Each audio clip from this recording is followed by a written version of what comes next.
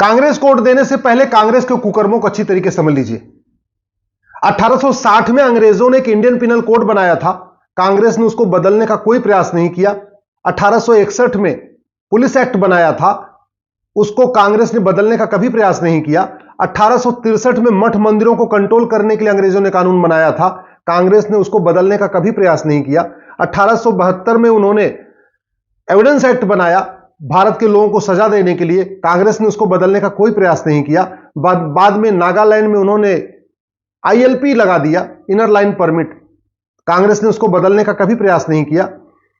1894 में land acquisition act बनाया, यहां के मिशनरीज को, चर्च को भारत की जमीन देने के लिए कानून बनाया, न कांग्रेस ने उस कानून को बदलने का कोई प्रयास किया, न जो चर्च को, मिशनरी को जमीन दी गई थी उसको वापस लेने का प्रयास किया।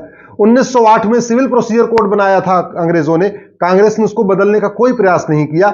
1936 में पारसी मैरिज एक्ट बनाया अंग्रेजों ने, कांग्रेस ने उसको बदलने का कोई प्रयास नहीं किया।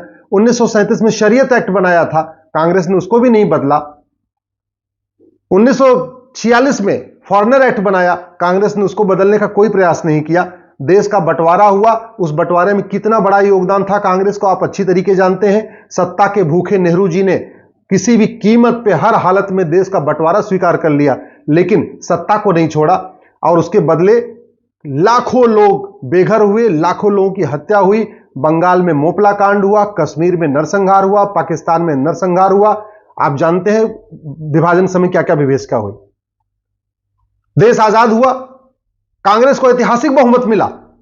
1954 में नेहरू जी ने खतरनाक कानून बनाया जिसको वक्फ एक्ट कहते हैं। यह जो वक्फ एक्ट आज चल रहा है, इसकी शुरुआत नेहरू जी ने किया था 1954 में, और जैसे अंग्रेजों ने कानून बनाया था चर्च और मिशनरीज को जमीन देने के लिए, नेहरू जी ने कानून बनाया 1954 में वक्फ एक्ट, सारी की सारी जमीन मुस्लिम्स को देने के लिए। जब देश विभाजन हो गया, पाकिस्तान से जो हिंदू भारत आए थे उनकी जमीनों पे वहां के मुस्लिम्स ने कब्जा कर लिया, लेकिन जब यहां के जो मुस्लिम पाकिस्तान गए उनकी जमीनों को वक्फ को दे दिया नेहरू जी ने। न सरकार ने खुद लिया जमीनों को, न हिंदुओं को लेने दिया, बल्कि उसको पूरी तरीके से वक्फ को दे दिया। यह महापाप किया था नेहरू जी ने। 1954 में एक और महापाप किया, ड्रग एक्ट बनाया, और ड्रग एक्ट बना के जो भारत की चिकित्सा व्यवस्था थी इसको बर्बाद कर दिया। हमारे चरक संहिता में, सुश्रुत संहिता में, वाग्भट संहिता में, माधवकर संहिता में, भाव प्रकाश संहिता में, सारंगधर संहिता में, महर्षि पतंजलि के योग सूत्र में जिन बीमारियों का इलाज है उसको पब्लिकली कहने पे अपराध घोषित कर दिया। आज बाबा रामदेव को बहुत सारी लीगल नोटिस आती रहती थी, हिम्स में आचार्य मनीष है उनको लीगल नोटिस आती रहती है। जिन बीमारियों का इलाज साफ साफ लिखा हुआ है चरक संहिता में, सुश्रुत संहिता में, वाग्भट संहिता में, माधवकर संहिता में, भाव प्रकाश संहिता में, सारंगधर संहिता में, पतंजलि के योग सूत्र में, उसको भी अगर पब्लिकली कह दें कि हां भाई इस बीमारी का इलाज ऐसे हो सकता है, तो लीगल नोटिस आ जाएगी।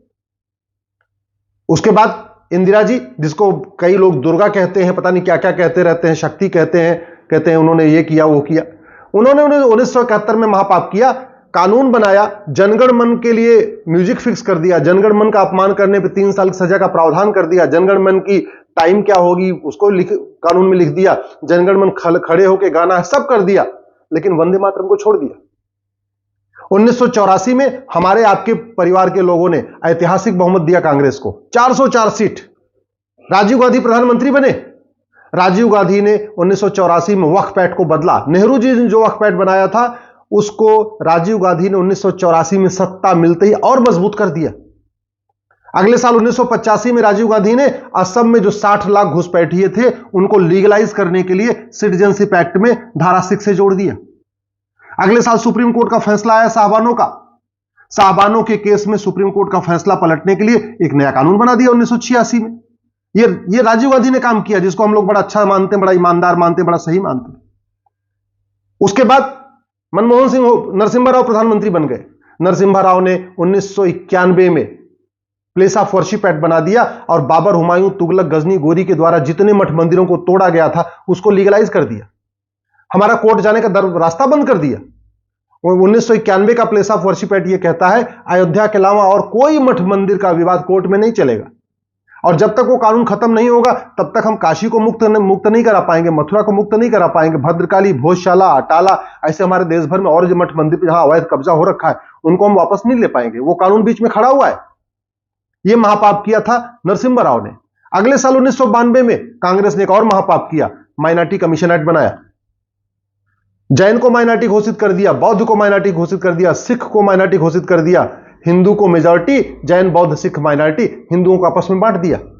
दूसरा, इसी कानून के जरिए मुस्लिम्स को अनलिमिटेड पावर दे दिया, उनके लिए दुनिया भर की योजनाएं चला दिया, माइनॉरिटी कमीशन बना दिया, माइनॉरिटी अफेयर मिनिस्ट्री बना दिया, सब कुछ करना शुरू कर दिया। 1995 में एक और महापाप किया कांग्रेस ने, जो 1954 का वक्फ एक्ट था, नेहरू जी द्वारा बनाया गया, उसको वापस लिया। 1995 में उससे भी खतरनाक कानून बना दिया।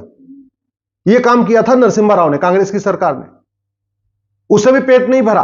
2004 में अलग से एक माइनॉरिटी एजुकेशन एक्ट बना दिया। 2006 में माइनॉरिटी अफेयर मिनिस्ट्री बना दिया। उसके पहले तक भारत में सोशल जस्टिस मिनिस्ट्री होती थी, न केंद्र में माइनॉरिटी अफेयर मिनिस्ट्री होती थी, न राज्य में माइनॉरिटी अफेयर मिनिस्ट्री होती थी, सोशल जस्टिस मिनिस्ट्री होती थी, सामाजिक न्याय मंत्रालय होता था। 2006 के पहले भारत के इतिहास में पहली बार माइनॉरिटी अफेयर मिनिस्ट्री 2006 में बनी है, कांग्रेस की सरकार ने बनाया, यूपीए 1 में। उससे भी पेट नहीं भरा। 2010 में एफसीआरए बना दिया। यहां देश विरोधी एनजीओ, देश विरोधी जो सोशल एक्टिविस्ट हैं, जो टुकड़े टुकड़े गैंग है, माओवादियों को फंडिंग कराने के लिए, नक्सलियों को फंडिंग कराने के लिए, कश्मीर के आतंकवादियों को फंडिंग कराने के लिए, जिहादियों को फंडिंग कराने के लिए, मिशनरियों को विदेशी फंडिंग कराने के लिए कानून बना दिया 2010 में एफसीआरए। उससे भी पेट नहीं भरा। 2012 में राइट टू एजुकेशन को बदल दिया और मदरसों को राइट टू एजुकेशन के दायरे से बाहर निकाल दिया। उसका परिणाम यह है, मदरसे में कौन पढ़ता है सरकारी अधिकारियों को नहीं पता, ऑडिट नहीं कर सकते। सरकारी अधिकारी मदरसों की ऑडिट नहीं कर सकते। 2012 में जो कांग्रेस ने अमेंडमेंट किया था राइट टू एजुकेशन में, नतीजा यह है, मदरसे में कौन पढ़ता है, मदरसे में कौन पढ़ाता है, मदरसे में कौन सी किताब पढ़ाई जाती है, मदरसे की फंडिंग कहां से आती है, कुछ भी सरकार को नहीं पता। 2013 में जाते जाते जो वक्फ एक्ट था उसको और मजबूत कर गए। इसलिए मैं कह रहा हूं, कांग्रेस को वोट देने से पहले कांग्रेस के कुकर्मों को समझ लीजिए कि किस तरीके से संसद के अंदर कानून बना बना के महापाप किया। और यह कानून तो मैं वो कानून बता रहा हूं जो पार्लियामेंट में बने। कांग्रेस की राज्य सरकारों ने भी ऐसे ऐसे कानून बनाए। वो मध्य प्रदेश में भी उन्होंने बहुत कानून बनाए, छत्तीसगढ़ में उनको मौका मिला कानून बनाया, कर्नाटक में मौका मिला कानून बनाया। मैं तो केवल आपको सेंट्रल एक्ट की बात बता रहा हूं जो पार्लियामेंट में बने। इसलिए आप अगर राज्य सरकार भी चुन रहे हैं, विधानसभा चुनाव में भी वोट दे रहे हैं, तो कांग्रेस को कुकर्मों को एक बार याद जरूर करिए। क्यों? क्योंकि आप विधानसभा में वोट करते हैं तो उससे राज्यसभा की भी जो समीकरण वो भी बदलता है।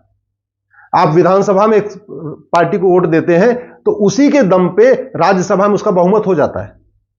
अगर आप चाहते हैं ये कानून खत्म हो, ये घटिया कानून खत्म हो, तो विधानसभा में वोट देते समय इस बात का ध्यान रखिएगा कि कानून वापस लेने के लिए लोकसभा में भी बहुमत चाहिए होता है, राज्यसभा में भी बहुमत चाहिए होता है। और कानून संविधान में संशोधन करने के लिए लोकसभा में भी 2/3 बहुमत चाहिए, राज्यसभा में 2/3 बहुमत चाहिए। 1977 का तो मैंने आपको बताया नहीं। 1977 में तो कांग्रेस ने संविधान का बेसिक स्ट्रक्चर ही बदल दिया था। इंदिरा गांधी ने संविधान के प्रियम्बल में शब्द जोड़ दिया सोशलिस्ट और सेकुलर, जो कभी था ही नहीं हमारे संविधान में। और उस सोशलिस्ट शब्द का कितना खामियाजा हम लोग भुगत रहे हैं, ये आपको भी पता, हमें भी पता है।